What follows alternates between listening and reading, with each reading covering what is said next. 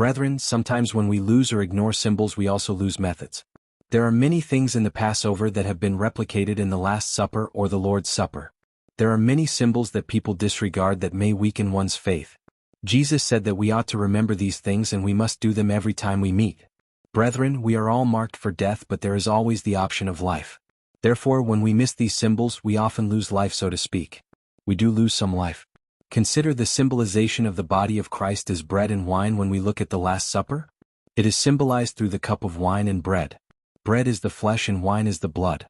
Therefore, the blood on the doorposts and the lamb that was eaten on the Passover feast. It is said that the meat was eaten with bitter herbs of suffering. We do have to labor for our salvation through all the difficulties that we go through, because Satan will not give up easily and make things easy for us. That is why we are facing the rise of the Antichrist, mostly in people who do not want to be religious.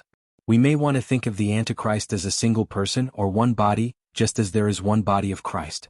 We are not ignorant of the fact that the church is also the body of Christ or the wife of Christ.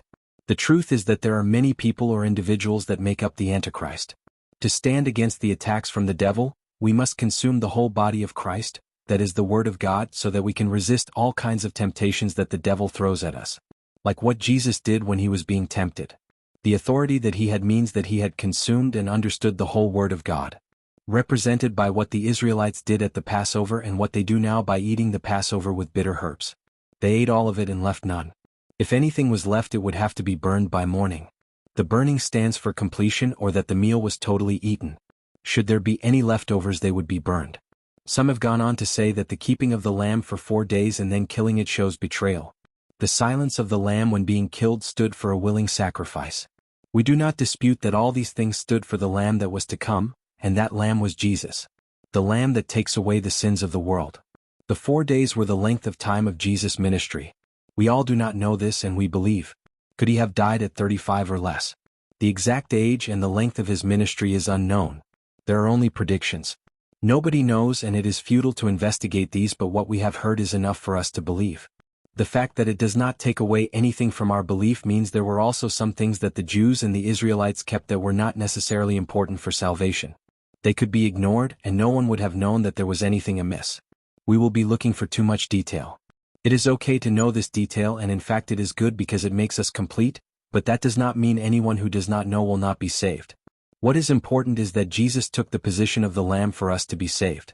The Israelites sacrificed 2 lambs each day, and offered them at the altar with their grain offerings and drink offerings. 1 in the morning and 1 in the evening. These are standards that have been set for us beforehand. However, these standards can be difficult to meet for a lot of Christians.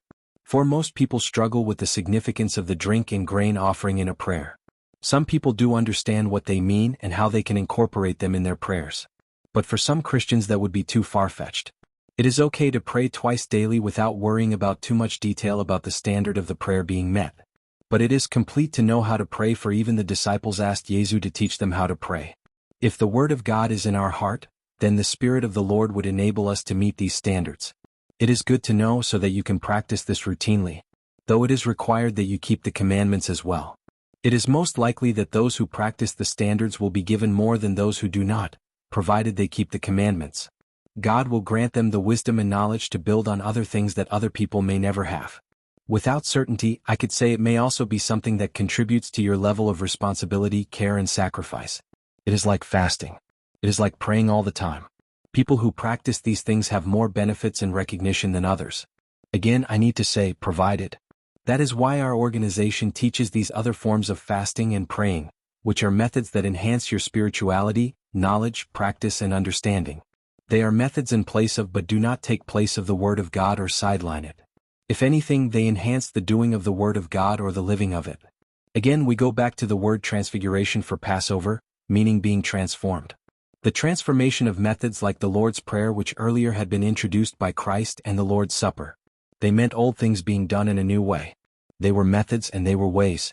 These 2 things introduced by Jesus were not known about, and neither were they practiced before him. But Jesus told the disciples to do it in remembrance of him.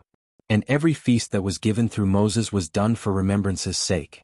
Therefore, remembering is a good thing, not just in the practice of it but also the understanding of it. We teach you these things which are new for the remembrance, the practice, and the understanding of it. I hope they enhance your knowledge and understanding as well. For all have betrayed him and fallen short of the glory of the Lord.